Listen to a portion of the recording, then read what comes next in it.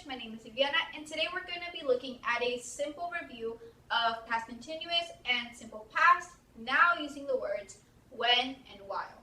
So we've already looked at past continuous and simple past, something that we are very familiar with, and we recently learned past continuous, which is very easy to get. What we're doing now is using the words when and while. Now, here I have when and the formula for while. The reason I have this is that we can see what makes them different. So here I have when, right, followed by a subject. Now my subject doesn't always have to be a person. Remember, it's just a thing we are talking about, or the thing that is being affected. So if I write a positive statement, when, and let's say a fire. Let's say that there's a fire emergency in your house, right? But it's night. So how do we write that? When the fire is going to be my subject, and my simple past, right, is going to be started. So not start, right, not starting, it's going to be started, simple past. So when the fire started, and now we're using past continuous. So here we have when with simple past. Always remember that when is going to always be with simple past. Think about them as best friends, right? The best friend of when? Simple past.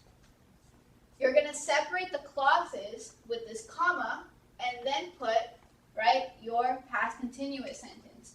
When the fire started, this is going to be my subject. They, and if it's they, which one do we use? Was or were? Were, right? Because it's plural. They were, and we can have a gerund, maybe sleeping. So when the fire started, they were sleeping. Again, I have my when, always with my simple past, and in my second clause, I have my past continuous. So here I have past continuous, simple past. And again, they're always connected with that comma. The reason I have the bracket, right, with when is because they're best friends. They always stay together. So because when can be seen as an adverb clause, I can move it to the middle. So instead of having this comma, I can have when. Now, when I have when, what's the best friend? The simple past, right? So I'm going to put this here, right? When the fire started. That means that now, when is in the middle, my past continuous is going to be in the beginning.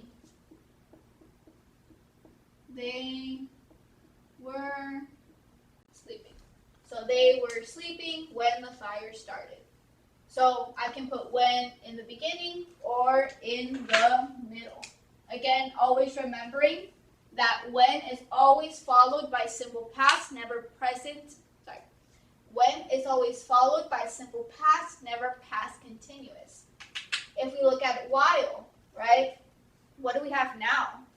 We have here while, and what is this formula? Is it simple past? Do you see how now we're putting while with past continuous?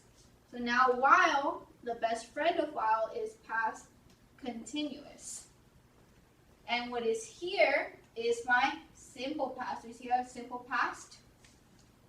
So if we have while, right, positive statement, while, and what was my past continuous?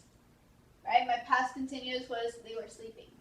While they is your subject, were is your verb to be in past, and your gerund is sleeping. While they were sleeping, comma, a fire started. So a fire is our subject, started is our simple past, and here I can put a complement. Again, the complement is optional. A fire started in the kitchen. Again, I don't need to put in the kitchen. I could just leave it as a fire started. But again, I wanted to include the complement to give more information.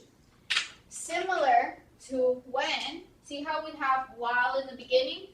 because it is an adverb clause, I can also move it to the middle instead of this comma.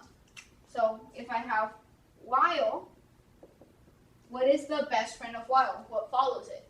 The past continuous, right? While they were sleeping.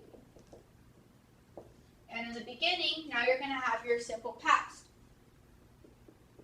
A fire